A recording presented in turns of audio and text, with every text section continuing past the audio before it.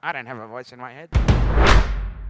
Every motherfucker's got a voice in their head. The question is, are you aware of that voice's presence? And are you aware of what it is saying to you? Because it's programming you consistently. And that little voice is nothing more than an echo of all the stories you've been told. The question is, were you conscious of where that program comes from? And are you conscious of the fact that you continue to run it? And are you conscious of not only how it affects you at a psychological level, are you conscious of how it actually affects you at a molecular level? Because that little voice that you've got on autopilot, what kind of things do you think some people's voices saying to themselves on a regular basis? I'm not good enough. I'm a fucking idiot. I hate myself.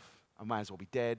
You start thinking about these suggestions rolling around in people's head, and after a while, these suggestions add up and they become very heavy. I read a shocking statistic the other day that said, on average, 87% of people's thoughts are negative. Massive. But my goal is to help you understand the fastest way for you to shift your behavior is to change the code. You need to become conscious of the code that you're running in the first place. So that when we look at how do you shift a mindset, how do you change a psychology?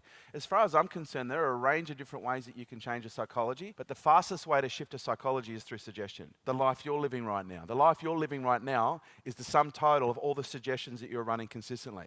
And if you can look at any area of your life and go, fuck, I'm not happy with that, I'm not happy with that, I'm not happy with that, you've got to turn the lights on and look inside at aisle 4 and go, fuck. Because chances are, if you've turned the lights off in your supermarket upstairs, you've probably dropped a few fucking bottles of pasta sauce. But you keep treading through it because you can't see it because you're oblivious to it. And so now we turn the lights on and we go, clean up on aisle 4. And we start realizing, shit, I've got a little bit of work to do. People think becoming more conscious solves all your problems. No, that's where it fucking starts. Because when you start becoming conscious, you start to see all your problems. Here's the catch-22. We can't fix that which we are unaware of. Step number 1 in any healing process, you've got to admit that there's a problem. And if you don't know what the problem is, what are you healing? What are you fixing?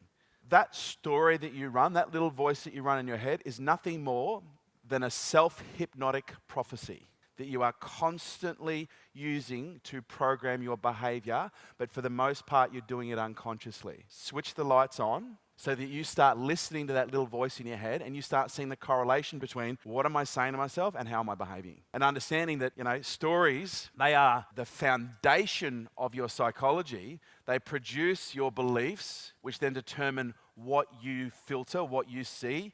Your stories, your suggestions determine what becomes scotoma. You open the cupboard, you're looking for the salt. If you don't see the salt, what do you suggest to yourself within a split second? The salt's not there.